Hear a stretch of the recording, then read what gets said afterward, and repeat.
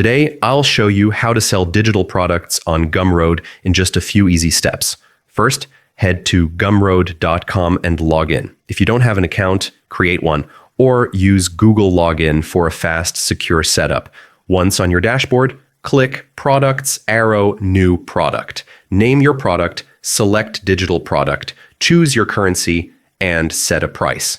Next, customize your product page. Add a catchy description, images, or a promo video. Make it visually appealing and easy to share with a unique URL. Upload the files your customers will receive, like PDFs, audio, or other digital formats. Make sure everything is clear and easy to download. Finally, click Publish, and your product is live.